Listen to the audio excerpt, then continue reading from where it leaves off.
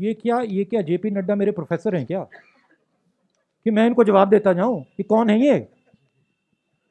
क्या ये हिंदुस्तान के प्रोफेसर हैं, टीचर हैं क्या? उनका क्यों जवाब दूं मैं? कौन होते हैं वो? मैं हिंदुस्तान का जवाब देता हूं, किसान का जवाब देता हूं। किसान मुझसे कोई भी सवाल पूछे जवाब दूंगा। और जहां तक एग्रीकल्चरल सिस्टम की रिफॉर्म की बात है, हाँ हमने रिफॉर्म की बात की है, मगर हमने एग्रीकल्चरल सिस्टम को डिस्ट्रॉय करने की बात नहीं की। हमारे किसी भी कानून में यह नहीं लिखा कि किसान जाकर कोर्ट में नहीं जा सकता। हमारे किसी भी कानून में यह नहीं लिखा कि मंडी को हम खत्म कर देंगे, नष्ट कर देंगे। हमारे किसी भी कानून में नहीं लिखा कि हम मतलब एक दो लोगों को पूरे हिंदुस्तान का अनाज स्टोर करने देंगे। कोई भी ऐसा कानून नहीं है। मुझे सबसे आश्चर्य हुआ कि भारतीय जनता पार्टी देश की सबसे प्रमुख पार्टी है, उसके अध्यक्ष नड्डा जी ने सवाल क्या पूछे, राहुल गांधी भाग गए।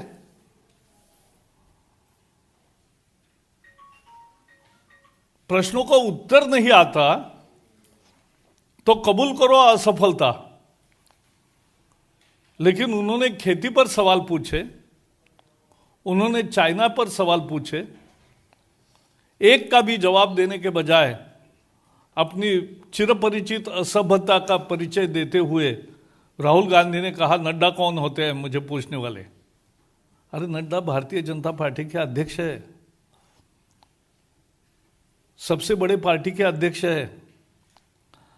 देश में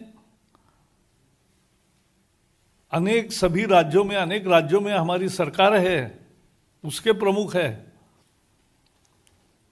वो देश के जनता के सवाल आपको पूछ रहे थे और आप सवालों से भाग रहे थे।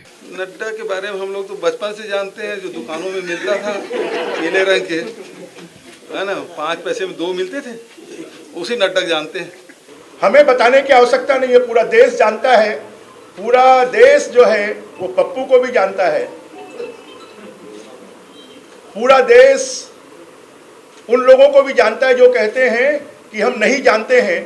तो देश की जनता इसी बात से और प्रदेश की जनता इसी बात से अंदाज लगा ले कि राजनीति के बड़े बड़े पदों पर बैठे हुए लोग कितने अज्ञानी हैं। इस तरह की जो बयानबाजी आ रही है कि नड्डा 4 रुपया 5 रुपया मिलता है, इसको किस तरह से लेते हैं आप? मुझे लगता है कि ये एक ओछापन है, ये छोटापन है और जनता के बीच में राजनीतिज्ञों की छवि को गिराने वाला है और अज्ञानता को प्रदर्शित करने वाला है।